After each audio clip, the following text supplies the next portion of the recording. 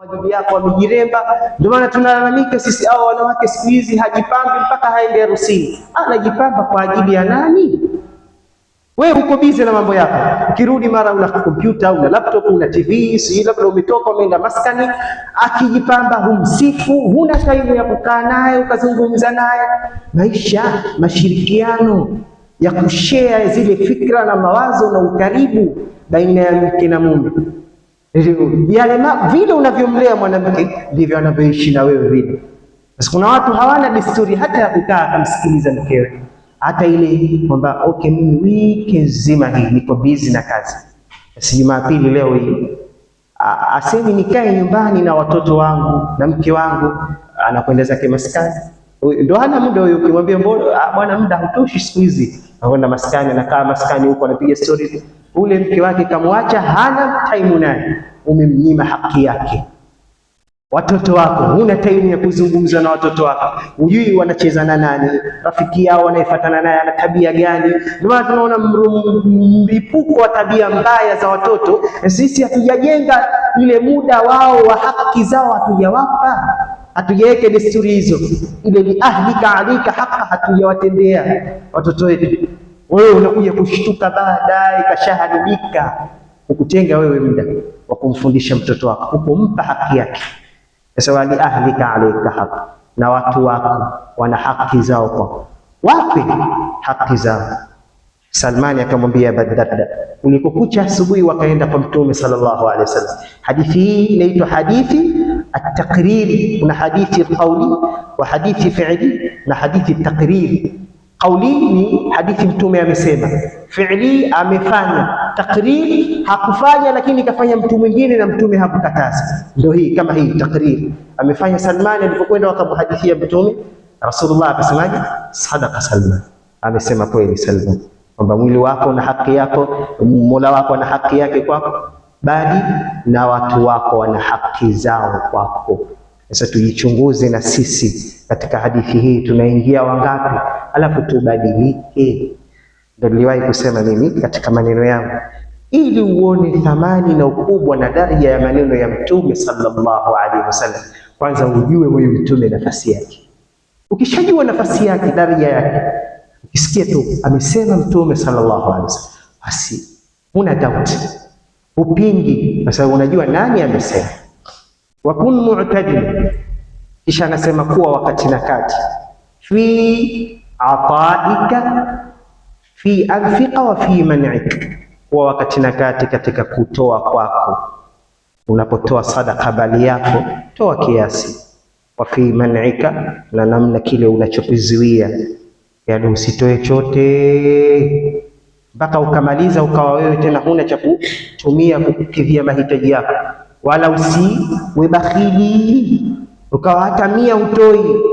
La, Uislamu hautufundishi hivyo. Anasema katika Qur'ani, a'udhu billahi minash shaitani rajim, walladhina idha anfaqu lam yusrifu wa lam yaqturu. Unaona, wal ibadur rahman, uko juu kawataja sifa zao. Katika sifa zao ni ibadur rahman, wale wakaribu wa Mungu, wakitoa lam yusrifu, hawafanyi israfu, yani hawatoi mpaka akapitiliza, wala yaqturu, wala hawawi wabakhili, hazui. Akipata kidogo anakigawa kile kidogo, hichi kuna na wenzangu wanahitajia katika maskini, tena ufanye kwa siri kama alivyokuwa akifanya yule Zainul Abidin.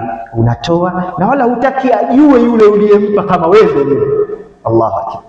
Sasa mbona wewe unafanya sadakati, yupo mmoja alikuwa anatoa sadakati, alafu unawapa maskini, wala hawakujui wewe tajiri wao, kwa sababu alimkuta siku moja mmoja katika wale anaowapa mali anamtukana yule anayewapa, na wala hawajui kwamba yule ndo anawalisha pale kijijini. Bwana mmoja anamjua yule, anambia mimi nitamwambia huyu, sio anakutupikia adabu, tutamwambia la, yakfini anna Allah ya'rifu, inatosha kwamba Mwenyezi Mungu anajua mimi ndio ninatoa sadaka hii kwa ajili yake. Subhanallah, tizama ni kima ya uchamungu.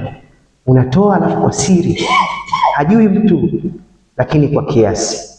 Tena kutoa kwenyewe, anza kwa watu wako wa karibu.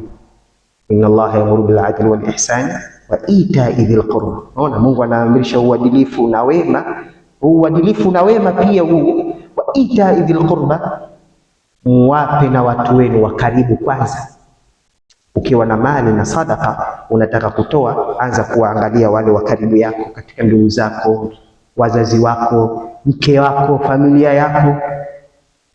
Kuna watu walivyo mabakhili, nyumbani kwake haachi matumizi ya kutosha, pesa ya kutosha, wala hamnunulii mkewe hata vocha, lakini akipita huko njiani huko, mtoto akipita kama mwanamke mrembo, vipi jambo, shika basi kanunue juice, kanunue vocha. Mkewe hajawahi hata siku moja kumnunulia vocha. Ukimuuliza pesa haitoshi bwana, lakini huku njiani anawapa wanawake. Na tunawashuhudia vijana wenzetu, tunayaona. Anapanda daladala, anapanda na mkewe kila siku, au siku atakazopanda na mkewe katika daladala, hata kumlipia nauli mwingine hamlipii. Lakini akiona mwanamke mzuri vile kamvutia na nini, konda yule nimemlipia mimi, usichukue nauli yake.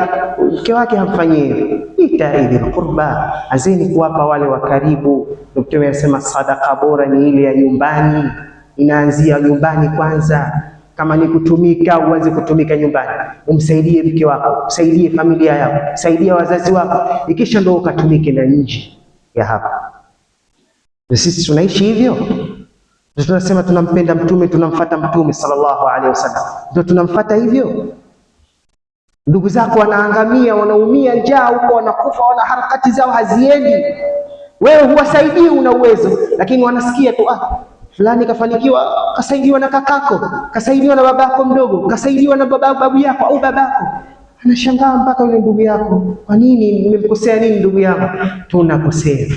Itaidhil qurba, tutoe, lakini tuanze kuwapa wale ndugu zetu wa karibu. Inapata ile mali, inapata baraka na kuridhiwa na Mwenyezi Mungu, sababu ndivyo anavyotufundisha Allah subhanahu wa ta'ala. Walam yakuturu, na wala hawawi wabakhili. Amepata kidogo, hata kama akipata kingi, madhali ni mtu ambaye hana desturi ya kutoa, hatoi kwa sababu ya ubakhili wake. Siku zote yeye kile kingi anaona kidogo tu. Na ukijiwekea desturi ya maisha yako, wewe kila ukipata utosheki, kila unachokipata unaona kidogo, wallahi wala hautokuja kupata ukatosheki. Hii kanuni chukua, ukijiwekea wewe katika maisha yako, kila unapopata, iwe kingi iwe kidogo katika mali, uoneshe kuridhika ndani ya nafsi yako, hautokuja kupata ukaridhika mpaka utatiwa katika lahadi. Sasa huna kanuni ya kuridhika. Kila ukipata wewe, maisha magumu bwana. Kila unakutana naye unaanza kumlalamikia, hata haja kuomba hela. Habari za siku bwana, vipi? Alhamdulillah bwana, maisha magumu. Kwani nimekwambia nataka nikuombe hela? Mimi nakusalimia tu. Wapo watu wa namna hiyo. Sasa huyu mtu wa namna hiyo anaishi na dhiki, anawaza pesa tu, anawaza mali tu, alafu sio mtoaji. Basi hata siku akipata mapesa ya ulimwengu mzima, bado kwake ni kidogo, kwa sababu hajajiwekea desturi ya kuridhika. Kun mu'tadil, kuwa wakati na kati katika kile unachokitoa na unachokizuia. Barakallahu li wa lakum bil Qur'anil azim wa nafa'ani wa iyyakum bil ayati wa dhikril hakim. Qulu qawli hadha wa astaghfirullaha li wa lakum, astaghfiruhu yaghfir.